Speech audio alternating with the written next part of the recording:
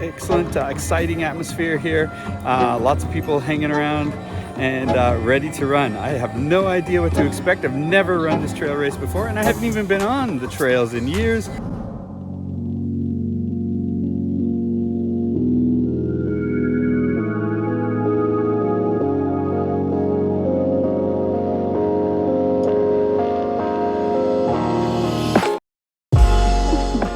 If you live in Hakuba, you may have noticed quite a gathering in the Hoppo number 2 parking lot last Sunday. Parking was scarce, so I rode my bike. One of the benefits of living in a small town is no place is too far away to bike. The reason I and so many other people had gathered there was for the 11th running of the Hakuba Classic International Trail Run. A lot of runners are ready to go. Basically, the big pack has already left because the 50K, 25K are gone already, and I'm going to run in the 12K. So, well, maybe next year I'll get up into the higher kilometers and higher altitudes, but this should be enough of a challenge for me.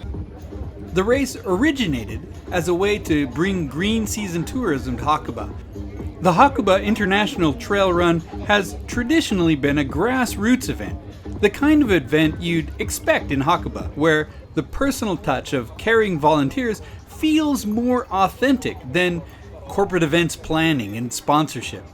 That said, last year the need for a corporate partner meant that Solomon would come in and add the Hakuba event to its Golden Trail National Series in Japan.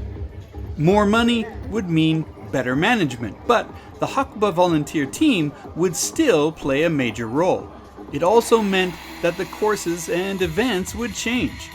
This year there was a 50K, 28K, 12K, and 5K family fun run. Both the 28K and the 12K had pair and solo entrants. Partnering with a global corporation was a risk. The local team knew they needed help to continue, but they also realized that the charm of the Hakuba event was its sense of place. It has always been Hakuba's event, and the volunteers didn't want to lose that vibe. So, how'd they do? Well, I'm pleased to say that this trail run still feels local. Sure, the license plates in the parking lots still come from all over Japan, but the people running it feel like neighbors.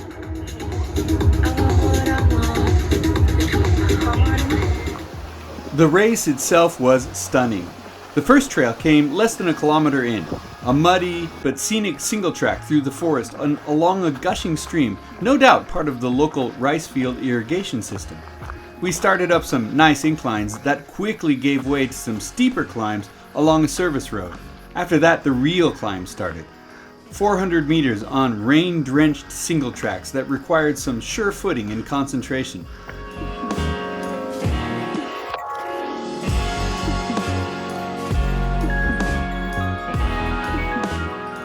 But the views along the way were difficult to pass by, and I wasn't the only person stopping for some video, or at least a few snapshots.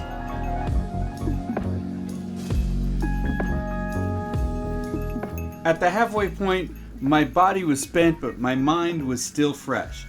I didn't shoot any video on the way down because there just wasn't time. The paths were mostly wider and well-maintained service roads, so mud wasn't an issue. It was easy to fly back down the mountain, through Donguri Forest and into town. I couldn't have slowed down if I wanted to. At the drink station, they were serving cans of Red Bull, which may not be my first choice in the middle of a run, but it was sure great to see all the volunteers helping out with the race. This is what it looked like, halfway through the race and on top of the world. Well, it's about 1 hour and 49 minutes later. That course had some treacherous trail conditions, some tough single tracks, some really steep uphills, steep climbs, some solid downhills, although most of the downhills were on gravel or pavement, so that was a big saver. And it was an amazing course. It was really a lot of fun, beautiful views. I'm really happy that I ran in this, my first Hakuba Classic International Marathon 12K. Next year, maybe I'll go a little higher.